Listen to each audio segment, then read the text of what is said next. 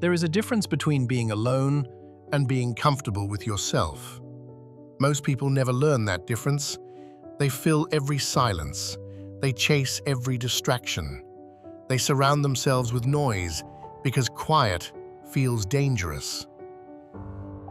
Not because they hate being alone, but because they fear what they might hear when everything finally stops. Solitude removes the mask. It strips away the performance, the roles, the excuses, the identity you built for other people. And what's left is the truth. That truth can feel heavy, not because it's cruel, but because it's honest. When you are alone, there is no one to impress, no one to distract you, no one to validate you, just you. And most people avoid that. They scroll, they consume, they stay busy, not because they are productive, but because they are uncomfortable sitting with themselves. Solitude is where you meet who you really are.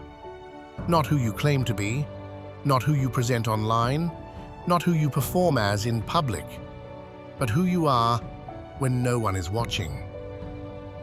That version of you holds everything you avoid: your fears, your doubts, your regrets, your potential. That is why solitude feels heavy at first. It doesn't numb, it doesn't distract, it doesn't lie. It reflects. But reflection is not punishment. It is clarity. And clarity is where growth begins. Most people think solitude means loneliness. It doesn't. Loneliness is wanting to escape yourself. Solitude is learning to stay. When you learn to sit in silence without reaching for noise, you gain something rare: self-awareness. You start hearing your own thoughts instead of echoes from the world. You begin to understand what you actually value, what drains you, what matters. This is where direction is born, not from advice, not from trends, not from opinions, but from quiet realization. Solitude doesn't tell you what to do, it reveals what you already know. Most people are not lost, they are distracted, and solitude removes distraction. It forces you to face the parts of your life you've been avoiding, the habits that hold you back, the standards you abandoned, the version of yourself you stopped becoming. This is uncomfortable, but discomfort is not danger. It is a signal that something inside you is waiting to be acknowledged. And once you acknowledge it, something shifts.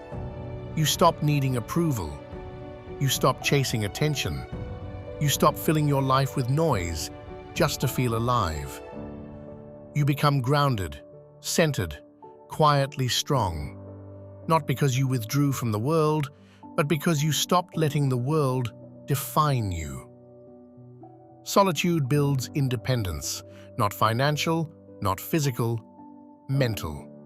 The kind that allows you to walk alone without feeling empty. The kind that lets you say no without guilt. The kind that gives you peace even when no one understands you. This is why solitude is powerful. It teaches you that you are enough company for your own mind.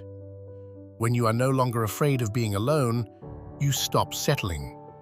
You stop staying where you're not respected. You stop chasing people who don't choose you. You stop needing validation to feel worthy, because your sense of self is no longer borrowed from others. It's built within. Solitude is not isolation. It is self-connection. And self-connection is the foundation of everything meaningful. There will be moments when silence feels heavy again, when doubts return, when the urge to distract yourself appears. That's normal. Solitude is not about never struggling. It's about knowing you can sit with the struggle without running from it.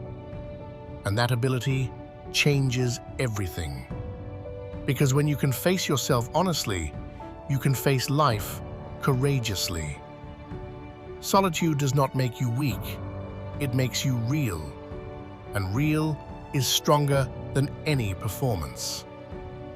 Stay.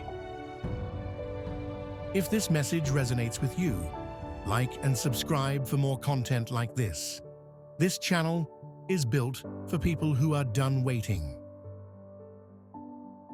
There is a room inside you that most people never enter, not because it is locked, but because it is silent.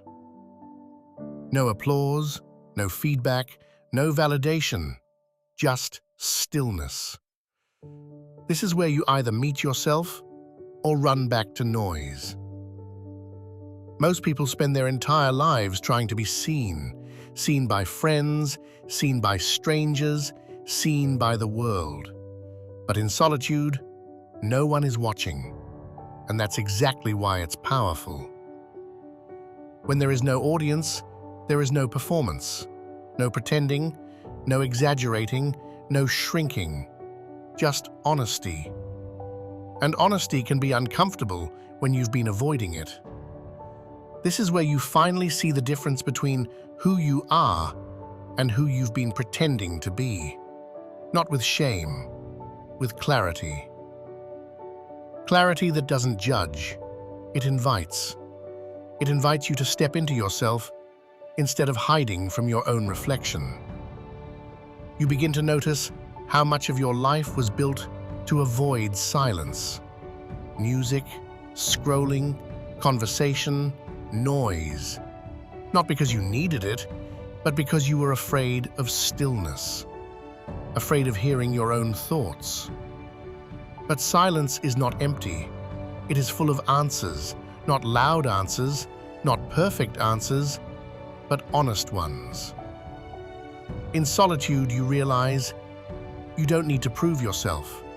You don't need to rush. You don't need to be everywhere. You only need to be present where you are.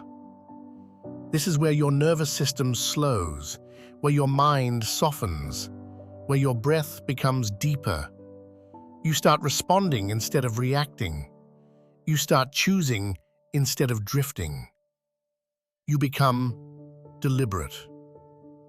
And in that deliberateness, your life begins to feel intentional, not chaotic, not rushed, not scattered, centered.